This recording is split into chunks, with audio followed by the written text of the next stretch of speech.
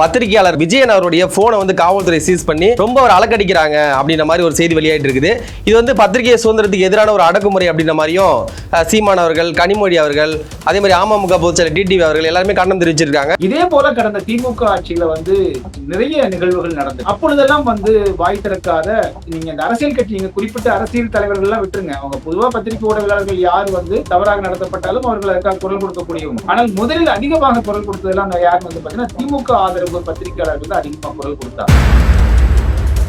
ஆனால் நம்ம கேட்கிறேன், எல்லாருக்குமே இதே மாதிரி நீங்க வந்து எந்த பத்திரிகையாளர் வந்து தாக்கப்பட்டாலும் அல்லது வந்து அவர் மீது பொய் வழக்கு கொடுக்கப்பட்டாலும் நீங்கள் எல்லோருமே குரல் கொடுங்க அப்படிங்கிற கோரிக்கை தான் நம்ம வச்சுக்கிறோம். நீங்க யாருக்கும் குரல் கொடுக்க வேண்டாம்லாம் சொல்லல, ஒரு கட்சிக்கார மட்டும் வந்து சார்பா செயல்படாதீங்க அப்படின்றத நம்ம சொல்லக்கூடிய ஒன்றாக இருக்கிறது. விஜயன் தொடர்பான பிரச்சனை என்னன்னா, இளையராஜா என்கிற சட்டமன்ற உறுப்பினரிடம் அவைத்தலைவர் மீதான நம்பிக்கையில்லா தீர்மானத்திற்கு ஆதரவு கோரி அவரை அந்த கட்சியிலிருந்து வெளியே வர சொல்லியோ அல்லது அந்த தீர்மானத்திற்கு ஆதரவாக வாக்களிக்கக்கூடிய ஒரு பேரம் நடந்ததாக ஒரு குற்றச்சாட்டு, ஒரு புகார், அதன் அடிப்படையில் கிட்டத்தட்ட 8 பேர் கைது செய்யப்பட்டிருக்காங்க.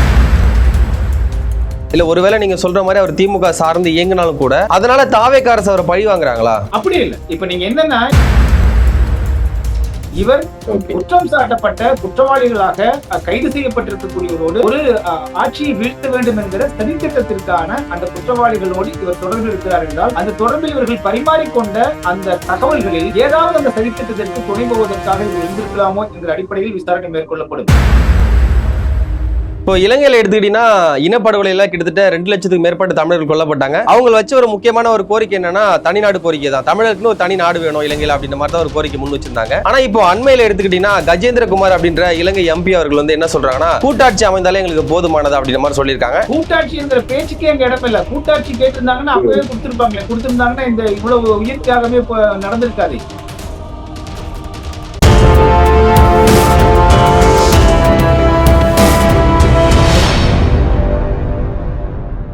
யூத்தமிழர்களுக்கு அன்பு வணக்கம். இன்றைய சிறப்பு நேர்காணல் நம்மோடு இணைந்திருப்பவர் மூத்த பத்திரிகையாளர் மற்றும் ஊடகவியலாளர் திரு வளர் மையறிவான் அவர்கள்.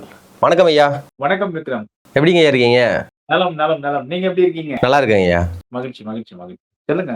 இப்போ ஒரு 2 நாட்களாகவே பார்த்தீங்கன்னா சமூக வலைதளம் முழுக்க பேசப்பட்ட விஷயம், பத்திரிகையாளர் என்று அழைக்கப்படக்கூடிய விஜயன் அவருடைய போனை வந்து காவல்துறை சீஸ் பண்ணி ரொம்ப ஒரு அலக்கடிக்கிறாங்க அப்படின்ற மாதிரி ஒரு செய்தி வெளியாயிட்டு இருக்குது. இது வந்து பத்திரிகை சுதந்திரத்துக்கு எதிரான ஒரு அடக்குமுறை அப்படின்ற மாதிரியும் சீமான் அவர்கள், கனிமொழி அவர்கள், அதே மாதிரி அமமுக பொதுச்செயலர் டிடிவி அவர்கள் எல்லாருமே கண்டனம் தெரிவிச்சிருக்காங்க, வேலுமுருகன் உட்பட. நீங்க இதை எப்படி பாக்குறீங்க? அவர் மேல வந்து உண்மையிலேயே வழக்கு தொடுக்கப்பட்டதா? அவர் விசாரணைக்கு வந்து அழைக்க வேண்டிய அவசியம் இருக்கா இல்லையா? நீங்க எப்படி பாக்குறீங்க? ஒரு பொதுவா ஒரு செய்தியை ஒரு பத்திரிகையாளரோ ஒரு செய்தியாளரோ வெளியிட்டு அந்த செய்தி ஒரு அவதூறாக இருக்கிறதாகவோ அல்லது வந்து அந்த செய்தி வெளியிடுவதால் ஒரு அரசாங்கத்திற்கு பாதிப்பு ஏற்படுவதாக அரசாங்கம் கருதி அவரை எப்படி அலங்கழிச்சிருந்ததுன்னா அது வந்து பத்திரிகை ஊடகத்திற்கு எதிரான ஒரு குரல் வலையை நெரிக்கக்கூடியதுன்னு சொல்லலாம்.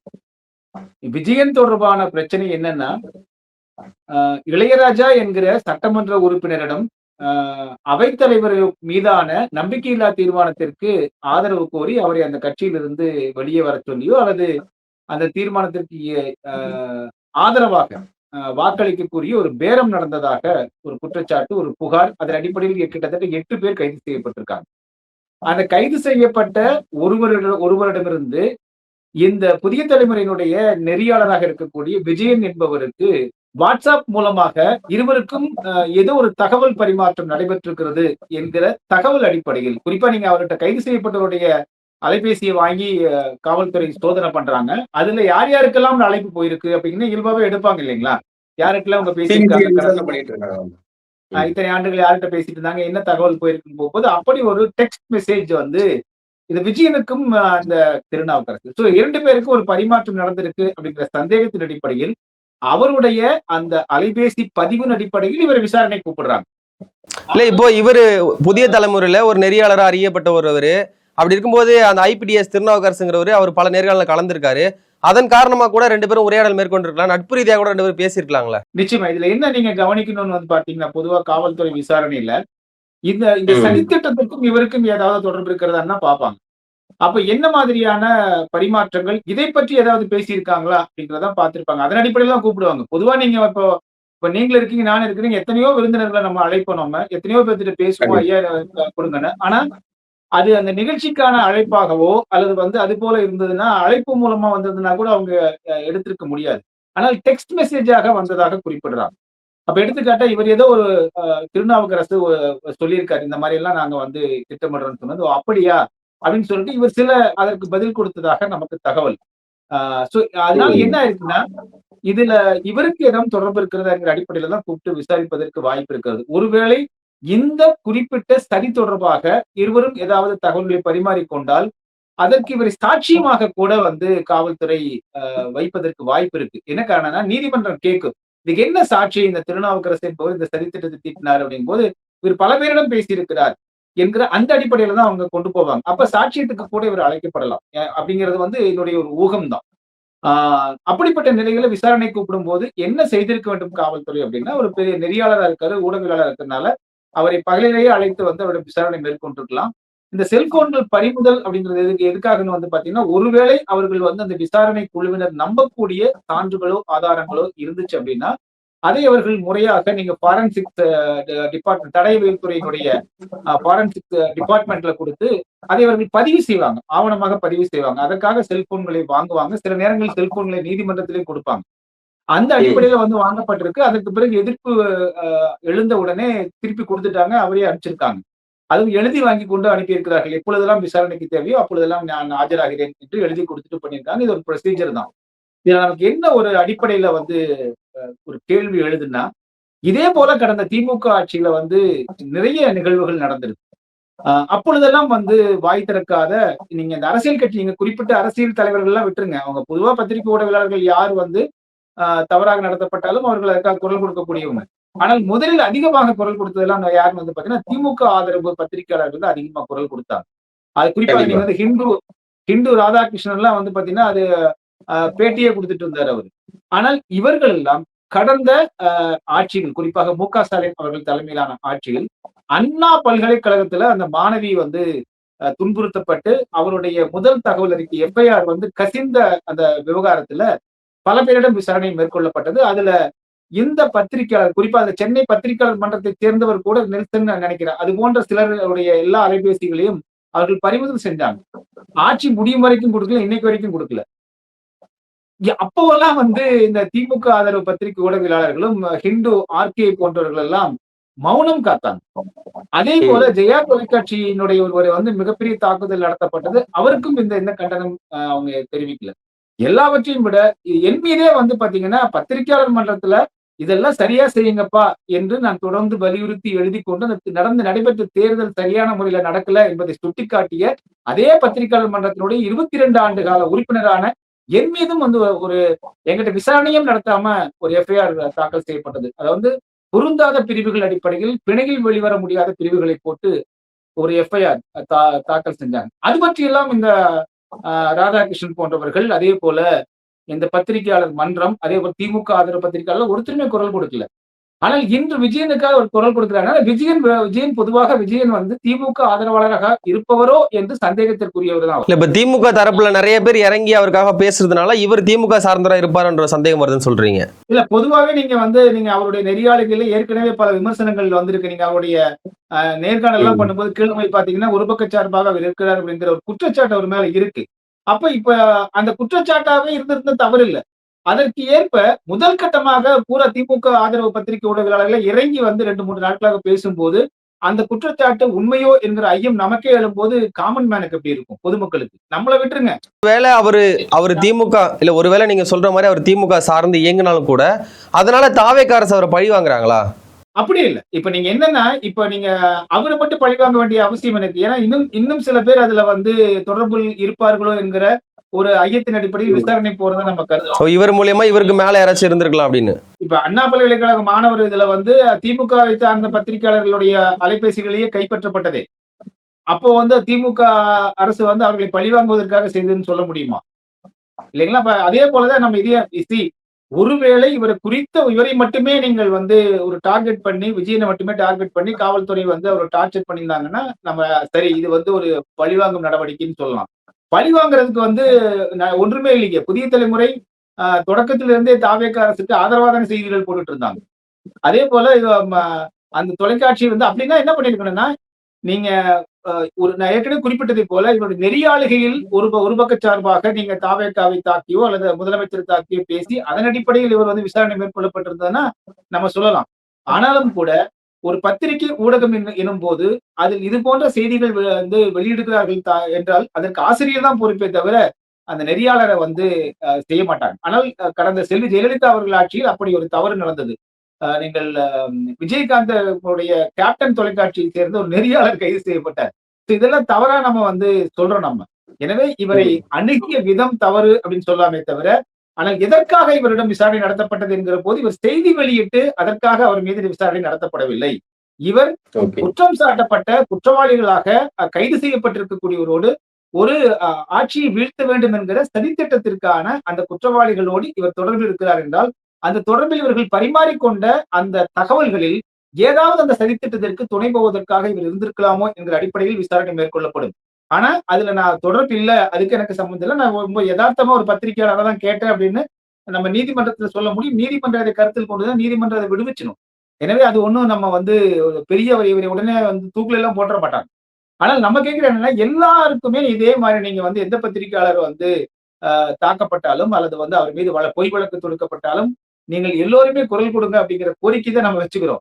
நீங்க யாருக்குமே குரல் கொடுக்க வேண்டாம்லாம் சொல்லல. ஒரு கட்சிக்கார மட்டும் வந்து சார்பா செயல்படாதீங்க அப்படிங்கிறதா நம்ம சொல்லக்கூடிய ஒன்றாக இருக்கிறது. எனவே விசாரணை நடைபெற்றுக் கொண்டிருக்கிறது. விசாரணை முகமை அந்த ஏஜென்சி வந்து அவர்கள் நீதிமன்றத்தில் நிரூபிக்க வேண்டும். நிரூபித்தால் தான் அது வந்து நம்ம குற்றம் என்று சொல்ல முடியுமே தவிர விசாரணை என்பதெல்லாம் நம்ம வந்து ஒரு குற்றவாளி ஆக்கி விட்டார்கள் என்றெல்லாம் சொல்ல முடியாது. இப்போ இலங்கையில எடுத்துக்கிட்டீங்கன்னா இனப்படுகொலையில கிட்டத்தட்ட 2 லட்சத்துக்கு மேற்பட்ட தமிழர்கள் கொல்லப்பட்டாங்க. இந்த உண்மை கிட்டத்தட்ட நாடறிந்த உண்மைதான். அவங்க வச்ச ஒரு முக்கியமான ஒரு கோரிக்கை என்னன்னா தனிநாடு கோரிக்கை தான். தமிழருக்குன்னு ஒரு தனி நாடு வேணும் இலங்கையில அப்படின்ற மாதிரி தான் ஒரு கோரிக்கை முன் வச்சிருந்தாங்க. ஆனா இப்போ அண்மையில எடுத்துக்கிட்டீங்கன்னா கஜேந்திரகுமார் அப்படின்ற இலங்கை எம்பி அவர்கள் வந்து என்ன சொல்றாங்கன்னா கூட்டாட்சி அமைந்தாலே எங்களுக்கு போதுமானது அப்படின்ற மாதிரி சொல்லியிருக்காங்க. இது வந்து மிகப்பெரிய அளவு சர்ச்சையா இருக்குது. இது நீங்க எப்படிங்க பாக்குறீங்க? இல்ல நீங்க எப்படின்னு வந்து பார்த்தா 1960களிலேயே வந்து அதாவது தனி நாடு என்கிற ஒரு சொல்லாடலே முதல்ல தவறுங்க. நிறைய பேர் தப்பு பண்ணிட்டு இருக்காங்க. என்ன காரணம்னா இந்தியா எப்படி நீங்க வந்து பிரிட்டிஷ்காரர்கள் இங்க 1600ல வர்றாங்களோ அதற்கு முன்பாக இந்தியா ஒரே நாடாக இல்லை அப்படிங்கிறது உலகத்துக்கே தெரியும் இல்லைங்களா? தனித்தனி சமஸ்தானங்களாக சிறு குறு பெருநில மன்னர்கள் வாழ்ந்த ஆட்சி செய்து கொண்டிருந்து தனித்தனி இடங்களா தான் இருந்துட்டு இருந்துச்சு. பிரிட்டிஷ்காரர்கள் வந்ததுக்கு பிறகுதான் நிர்வாக வசதிக்காக மதராஸ் மாகாணம், மும்பை மாகாணம், கொல்கத்தா மாகாணம்னு அப்படியே ஒட்டுமொத்த இந்தியாவினுடைய நிலப்பரப்பை பிரித்து அவர்கள் ஒரே இந்தியாங்கிறத உருவாக்குறாங்க. அதன் பிறகு அவர் போகும்போது அப்படியே வந்து காங்கிரஸ் கையில வந்து ஆட்சியை கொடுத்துட்டு போயிடறாங்க. அப்புறம் ஒற்றை இந்தியா என்கிற அதே வந்து இந்திய தேசம் என்கிற அந்த கோட்பாட்டுல போயிட்டு இருக்கு. இதே போலதான் இலங்கையும் நீங்க வந்து பிரிட்டிஷ்காரர் ஆட்சிக்கு முன்னாடி ஒரே நாடா இல்ல. நீங்கள் யாழ்ப்பாணத்தை தலைமையாக கொண்ட தமிழர் நாடு என்பது பல்லாயிரம் ஆண்டு காலமாக அங்க மக்கள் வந்து தமிழர் தான் வாழ்ந்துட்டு இருந்தாங்க. ஒட்டுமொத்த நீங்கள் இலங்கையிலுமே வந்து தமிழர்கள் தான் இருந்தாங்க. தமிழுடைய பூர்வீகமான தமிழர்கள் தான் இருந்தாங்க. 3ஆம் 4ஆம் நூற்றாண்டு கிமுல தான் நீங்க வந்து பாத்தீங்கன்னா விஜயன் அப்படின்னு ஒருத்தர் வந்து இந்த வங்காளத்துக்கு ஒரிசாவுக்கு இடையில இருந்த ஒரு நாடு லாலா நாடுன்னு பேர். அந்த நாட்டுல இருந்து அந்த விஜயன் என்கிற இளவரசன் வந்து பாத்தீங்கன்னா நிறைய அந்த மக்களுக்கு துன்பம் கொடுத்துட்டு இருக்கிறதுனால அவரை கொல்ல சொல்லி வந்து மக்கள் எல்லாம் வேண்டுகோள் விடுக்கிறாங்க. ஆனால் அந்த மன்னர் அவங்க அப்பா என்ன பண்றாருன்னா சிங்கபாக ஒரு பேரு, சரி இவரை தண்டிச்சிருவோம்னு சொல்லிட்டு அவரையும் கூட ஒரு 700 பேரையும் சேர்த்து ஒரு கப்பல்ல ஏத்தி மாலுமி இல்லாம கப்பல்ல அனுப்பிச்சிடுறாங்க. அது புயல்ல அப்படியே ஆடி போய் கரையில தட்டிய இடம் தான் நீங்க வந்து பாத்தீங்கன்னா இலங்கை. சோ அப்போ அப்படி போனவங்க தான் அதற்கு பிறகு அங்கேயே வந்து இறங்கி அவங்க கொள்வன கொடுப்பன செய்து அங்க மன்னராகி அதுக்கு பிறகு அப்பதான் சிங்களம் என்பதே உள்ள வருது. எனவே அதுக்கு முன்பாக சிங்களம் என்பதே கிடையாது. அது சிங்க நாட்டை சேர்ந்தவர்கள் சிம்ஹலா அப்படின்னு வந்து பாத்தீங்க அப்படின்னா சிங்கம்னு பேரு சமஸ்கிருதத்துல. அது நம்ம இந்தியாவில குறிப்பாக மேற்கு வங்கத்தில இருந்து போனவங்க தான் அவங்க. அப்ப அந்த மொழி அப்ப உள்ளூர் மொழி எல்லாம் தமிழ் எல்லாம் கலந்து சமஸ்கிருதம் எல்லாம் கலந்து ஒரு சிங்களான்னு ஒரு மொழி உருவாயிருச்சு. ஆனால் அதற்கு முன்பாக முழுக்க நீங்க வந்து அங்க இருந்தது பூரா அந்த தீவு முழுவதுமே இருந்தவர்கள் தமிழர்கள் தான். வழிபாடு வந்து சிவநெறி வழிபாடு தான் இருந்துச்சு. அதன் பிறகு என்ன இருக்குன்னா இப்படி ஒரே நாடாக உருவாக்கிய பிரிட்டிஷ்காரங்க விடுதலை கொடுக்கும்போது என்ன பண்றாங்கன்னா இந்த ஏற்கனவே சிங்கள குடியேற்றம் நடைபெற்று அதற்கு பிறகு மன்னர் அசோகனுடைய மகன் மஹிந்தான் பேர் அவர் அதற்கு பிறகு வந்து அவர் போக வைக்கப்பட்டு அங்க பூரா அந்த சிங்கள மன்னன் தலைமையில் இருந்த அந்த அனுராதபுரத்தை தலைமையிடமாக கொண்ட அந்த இடங்கள் எல்லாம் வந்து இவர்கள் பௌத்த மதத்துக்கு மாத்துறாரு. யாரு? அசோகனுடைய மகன். ஆக சிங்களமும் பௌத்தமும் இப்படிதான் அங்க உள்ள வந்துச்சு. அதன் காரணமாக நிறைய தமிழர்கள் பிற்காலத்துல அவர்களும் பௌத்தர்களாகவும் சிங்கள மொழி பேசுறவர்களாகவும் மாற்றப்பட்டுட்டாங்க. இதுதான் அடிப்படையில. ஆக பூர்வீகம் என்பது அது தமிழர் நாடுதான். அப்போ சுதந்திரம் கொடுக்கும் போது என்ன பண்ணிட்டாங்க, இவர்களை வந்து இந்த ஆட்சியை வந்து அந்த சிங்களவர்கள் கையில கொடுத்துட்டு பிரிட்டிஷ்காரன் போயிட்டான். இவங்க என்ன பண்ணிட்டாங்க, கண்டிப்பா. எப்படி ஒரே இந்தியா போல அங்க ஒரே இலங்கையா உருவாக்கி தமிழர்களை வந்து 2ஆம் 3ஆம் தரப்பாக நடத்த தொடங்கி சம உரிமை கொடுக்க மாட்டேன்னு சொன்னபோது, அப்ப எங்க நாட்டை எங்களுக்கு குடுத்துட்டியா, நாங்களே ஆட்சி பண்ணிக்கிறோம்னு ஒரு ஒட்டுமொத்த தமிழ் தலைவர்கள் எல்லாம் 1964ஆம் ஆண்டு 64 66 வட்டுக்கோட்டை என்கிற இடத்துல கூடி ஒரு தீர்மானம் நிறைவேற்றுறாங்க. அந்த அடிப்படையில தான் வந்து சொந்த நாட்டுக்காக தான் போராடுறாங்களே தவிர தனி நாடு கேட்டு போராடல. அவர்கள் ஏற்கனவே தனி நாடாக தான் இருந்தார்கள் அவர்கள். சோ இதுதான் நமக்கு வந்து வரலாற்றில் தெரிஞ்சுக்க வேண்டியது.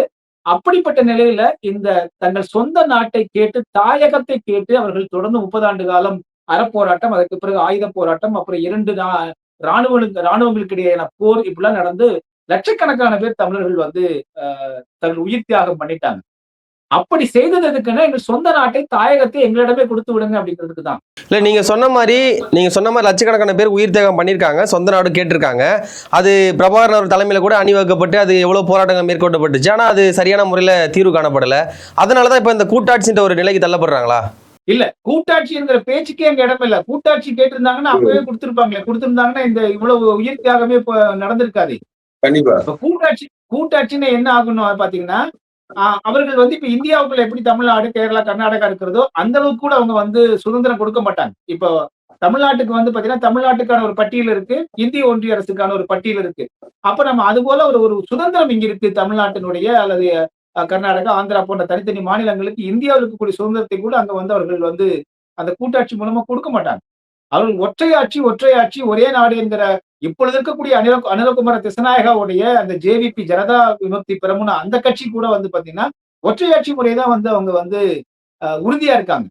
அப்படி இருக்கும்போது இப்ப கூட்டாட்சி என்பதை வந்து எதற்காக சொன்ன, இந்திய அரசாங்கத்தினுடைய ஒரு டிப்ளமசி எப்படின்னா, அந்த சிங்கள அரசாங்கத்தை, இலங்கை அரசாங்கத்தை வந்து அவர்கள் கட்டுப்படுத்த வேண்டுமேயானால் தமிழர்களை வைத்துதான் கட்டுப்படுத்த முடியும். அவர் ஒரு அழுத்தம் கொடுத்து அவர்களை தன் வழிக்கு வர சொல்ல முடியும். அப்ப தமிழர்களை வைத்து சிங்களவர்களை அழுத்தம் கொடுக்கிறது. அதனால் சிங்கள அரசாங்கம் நேரா வந்து இந்திய அரசாங்கத்திட்ட வந்து சரண்டர் ஆயிடுவாங்க. இதுதான் தொடர்ந்து நடந்து கொண்டே இருக்கக்கூடிய ஒரு அரசியல், புவி அரசியல். அந்த அடிப்படையில் இப்பொழுது வந்து பாத்தீங்கன்னா இப்படிப்பட்ட கோரிக்கை வைக்கிறாங்க. எனவே இந்த கூட்டாட்சி என்பது ஏற்கனவே வந்து பாத்தீங்கன்னா கடந்த திமுக ஆட்சியில இதே கோரிக்கை மு.க. ஸ்டாலின் அவர்களிடம் வைக்கப்பட்டு இறுதி நேரத்துல வந்து எச்சரித்து, நல்ல வேளை அவர் வந்து அது கையெழுத்து போடல. இல்லாட்டி அந்த தீர்மானத்துக்கு அப்பயே கையெழுத்து போட்டிருப்பாங்க.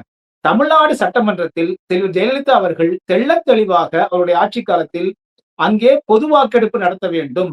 அவர்களுடைய அந்த சுய நிர்ணய உரிமை, அவருடைய சொந்த நாட்டுக்கான உரிமைக்கான பொது வாக்கெடுப்பு நடத்தி அதன் அடிப்படையில் தான் வந்து அவர்களுக்கு வந்து இந்த தனிநாடு கோரிக்கை என்று அவர்கள் சொல்லக்கூடிய தாயக கோரிக்கைக்கு வந்து தீர்வு காண வேண்டும். தமிழ்நாடு சட்டமன்றத்தில் தீர்மானம் நிறைவேற்றியாச்சு. அந்த தீர்மானத்தை நீர்த்து போக செய்வதற்காகத்தான் இப்ப கூட்டாட்சின்னு எடுத்துட்டு வராங்க. கடந்த ஆட்சியில வந்து மு.க. ஸ்டாலின் ஐயா இருந்ததுனால அவர்கிட்ட சொல்லி எப்படியாவது இதை வந்து அதை நீர்த்து போகிற மாதிரி கூட்டாட்சி என்கிற ஒரு தீர்மானத்தை சட்டமன்றத்தில் நிறைவேற்றிட்டோம்னா, ஏற்கனவே நிறைவேற்றப்பட்ட செல்வி ஜெயலலிதா அவர்களால் நிறைவேற்றப்பட்ட அந்த தீர்மானம் வந்து டைல்யூட் ஆயிடும்ல. அதைத்தான் இப்ப என்ன பண்ணா, விஜய் அவர்கள் புதுசா முதலமைச்சரா வந்திருக்கிற காரணத்தால அவரிடம் எப்படியாவது போய் சொல்லி இந்த மாதிரி ஒரு தீர்மானத்தை வந்து சட்டமன்றத்தில் நிறைவேற்றி ஏற்கனவே செல்வி ஜெயலலிதா கொண்டு வந்த இல்ல அதுக்கு விஜய் அவர்கள் வந்து ஒத்துழைப்பு தருவாரா? அந்த தீர்மானத்தை நிறைவேற்ற வாய்ப்பு இருக்கா? நிறைவேற்ற வர மாட்டாரா நினைக்கிறீங்களா? அதுதான் அப்படி ஒரு மூவ்ல தான் அவங்க ஒரு நகர்வுல தான் அவங்க பண்றாங்க அப்படிங்கறதுதான் புலம்பெயர் தமிழர்கள் வந்து மிக முக்கியமாக அவர்கள் வைக்கக்கூடிய குற்றச்சாட்டா இருக்கு. நம்முடைய அரசியல் பார்வையிலும் அவங்க வந்து நீண்ட நெடுங்காலமா அதுக்காக தான் போராடிட்டு இருக்காங்க. சுமார் 10 லட்சம் மக்கள் வந்து புலம்பெயர் நாடுகள்ல பல்வேறு நாடுகள்ல வாழ்ந்துகிட்டு இருக்காங்க. அவர்கள் எல்லாம் அவர்களுக்கு சொந்த இடம் இல்லாம அகதிகளாக வாழ்ந்துட்டு இருக்காங்க. அப்ப மீண்டும் அவர்கள் தாய்நாட்டுக்கு போகணும் அப்படின்னா ஒரு சுயநிர்ணய உரிமையோடு, அதாவது சுயநிர்ணய உரிமைனா அவர்களே ஆண்டு கொள்ளக்கூடிய அந்த ஒரு உரிமையோடு அவர்கள் வந்து அதுக்குதான் அவங்க கேட்கிறாங்க. அப்படி இருக்கும்போது ஒவ்வொரு அரசாங்கத்தை வைத்து இந்த தீர்மானத்தை வந்து அப்படி நீர்த்து போக செய்யக்கூடிய முயற்சியாக தான் இதை வந்து ஒட்டுமொத்த புலம்பெயர் தமிழர்களும் பார்க்கிறாங்க. அதன் காரணமாகத்தான் இப்பொழுது வந்து கஜேந்திரகுமார் பொன்னம்பலம் அவர்களுடைய இந்த நகர்வுக்கு எதிர்ப்பு தெரிவிக்கிறார். தொடர்ந்து பாத்தீங்கன்னா வைகோ அவர்கள் வந்து நாடாளுமன்றத்தில் அவருடைய உரையெல்லாம் வந்து ஒரு புத்தகமா எழுதி டெல்லியில வந்து மக்களவை எதிர்க்கட்சி தலைவர் ராகுல் காந்தி வந்து கொடுக்குற மாதிரியும் தமிழக முதலமைச்சர் விஜய் அவர்கள் அதை வாங்குற மாதிரியும் வெளியிட்டு இருக்காங்க. ஆகஸ்ட் 4ஆம் தேதி இந்த நிகழ்ச்சின்றது நடக்க போகுது. எப்படி பாக்குறீங்க? இல்ல நீங்க தொல் திருமாவளவன் அவர்களுடைய ஆதரவுல, அதே போல இடதுசாரிகள், முஸ்லீம் லீக் இவங்களுடைய ஆதரவோட ஆட்சி நடைபெற்றுக் கொண்டிருக்கிறது. அதிமுகவினுடைய சட்டமன்ற உறுப்பினர்களும் வாக்களித்து கிட்டத்தட்ட 140 சட்டமன்ற உறுப்பினரோட ஆதரவோடு ஆட்சி நடைபெற்றுக் கொண்டிருக்கிறது. இப்படிப்பட்ட நிலையில வந்து வைகோ அவர்கள் விலகிதான் இருந்தார். உள்ள வந்தார். அவர் உள்ள வந்த உடனே வந்து பாத்தீங்கன்னா அதிகமாக தொல் திருமாவளவன் அவர்களை பற்றி வெளிப்படையாவே விமர்சனம் செஞ்சதை நம்ம பார்க்க முடியுது. அப்புறம் தான் நம்ம இது என்ன காரணம், இவர் ஏன் இவர் வந்தாருன்னா தாவேக அரசாங்கத்தோட ஒரு கூட்டணியில இருந்தோ அவர்கள் என்ன சலுகைகள் கொடுக்கிறார்களோ அதை வாங்கிட்டு போக வேண்டியதுன்னா எதற்காக வந்து திருமாவளவன் அவர்களை வந்து இவர் வந்து தொடர்ந்து தாக்கி கொண்டிருக்காரு பார்க்கும்போது, திருமாவளவனுக்கு ஒரு அழுத்தம் கொடுப்பதற்காக தான் வைகோ உள்ள கொண்டு வரப்படுறார் அப்படிங்கிறது ஒரு அரசியல் ரீதியாக பார்வையாக பார்க்கப்படுது. இல்ல, திருமாவளவனுக்கு அழுத்தம் கொடுக்க வேண்டிய அவசியம் தாவேக்காக்கு என்ன வந்துச்சு? இல்ல, நீங்க என்னன்னு பாத்தீங்கன்னா தொடர்ந்து வந்து ஒரு அமைச்சர் பொறுப்பையும் வாங்கி கொண்ட திருமாவளவன் அவர்கள் தொடர்ந்து தாவேக்காவிற்கு வெளிப்படையாகவே சில விமர்சனங்களை வச்சிருக்காரு. ஆமா, நிறைய விமர்சனங்களை வைக்கிறாரு. அவரு குறிப்பா நீங்க வந்து பாத்தீங்கன்னா அவருடைய ரெப்ரசன்டேஷன் என்பது திமுகவுடைய சாயலோடு தான் தொடர்ச்சியாக இருப்பதை நம்ம பார்க்க முடியுது. சோ இதுதான் வந்து அங்க தாவேக்காவிற்கு. ரெண்டாவது என்னன்னா, அவர்களுக்கு தாவேக்காவுக்கு 108 இடங்கள் இருக்கு. இன்னொரு 11 இடங்கள் அவர்களுக்கு தேவை. 11 இடங்களும் அவர்கள் தாவேக்காவினுடைய சட்டமன்ற உறுப்பினர்களா இருந்துட்டாங்கன்னா, அவர் வந்து யாரையும் சார்ந்து அவர்கள் ஆட்சி நடத்த வேண்டிய அவசியம் இல்லை. எனவே இந்த கூட்டணி கட்சிகள் எல்லாம் நம்பி அவர்கள் இருக்க வேண்டிய அவசியம் கிடையாது. இப்ப இடதுசாரிகள் எந்த தொல்லையும் அரசுக்கு கொடுக்கறது இல்ல. முஸ்லீம் லீக் எந்த தொல்லையும் அரசுக்கு கொடுக்கறது இல்ல. ஆனா திருமாவளவன் தொடர்ந்து வந்து பாத்தீங்கன்னா மாறி மாறி பேசிக்கொண்டே இருப்பது அவர்களுக்கு நீங்க சொல்ற மாதிரி அப்படி மாறி மாறி பேசினாருன்னா அமைச்சரவை இடம் கொடுக்காம அமுச்சு விட்டுலாம்ல அவர் திமுகவுக்கு. எதுக்காக அங்க வச்சிருக்கணும் தாவேக்காவுல? அது வந்து ஒரு நாகரிகம் இல்ல. வந்தாச்சு, ஒரு அமைச்சர் பொறுப்பு கொடுத்தாச்சு. அப்ப அமைச்சர் பொறுப்பு கொடுத்துட்டு இந்த இக்கட்டான சூழ்நிலை வந்து திருமாவளவன் அவர்களுக்கும் தெரியும். ஆனாலும் தொடர்ந்து வந்து நீங்கள் வந்து ஒரு குளவி கொட்டுவதை போல கொட்டிக்கொண்டே இருக்கிறார் அப்படிங்கறத நம்ம வந்து வெளியிலிருந்தே நம்ம பார்க்க முடியுது. எனவே இப்படிப்பட்ட ஆனாலும் ஒரு விஷயத்த அவர் தெளிவா சொல்றாருல ஐயா, எங்களால வந்து தாவேக்கா ஆட்சி வந்து கவிழாது, நாங்க செய்ய மாட்டோம் அந்த மாதிரி ஒரு விஷயத்த அப்படின்னு சொல்றாருல. அரசியல நீங்க அதெல்லாம் நம்பவே முடியாதுங்க விக்ரம். அரசியல வந்து எந்த நிமிடத்திலும் எப்படி வேண்டுமானாலும் அவர்கள் மாறலாம். சரிங்களா? இப்போ வந்து என்னன்னா திமுகவுல கூட்டணியில இருக்கும், ஆனா தாவேக்கால கூட்டணி இல்ல, ஆனா தாவேக்கால அமைச்சர்கள் இருக்கும் அப்படிங்கறதெல்லாம் வந்து சரியான நிலைப்பாடு அல்ல. சரிங்களா? முதல்ல அடிப்படையில ஒரு அரசியல் ரீதியாக பார்க்கும் பொழுது கூட ஒரு ஜென்டில்மேன் அக்ரிமெண்டா கூட அதை நம்ம பார்க்க முடியாது.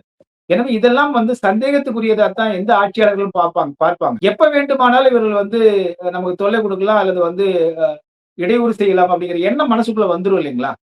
அது வந்து அந்த ஒரு இடையூறு வந்து ஆட்சியாளர்களுக்கு வரக்கூடாது. அது அந்த உறவு வந்து சரியான உறவா இருக்காது. தோழமை சுட்டிக்காட்டல்கள் வேற, ஆனால் அடிமட்டத்தையே ஆட்டம் காண வைக்கிற விமர்சனங்கள் வேற.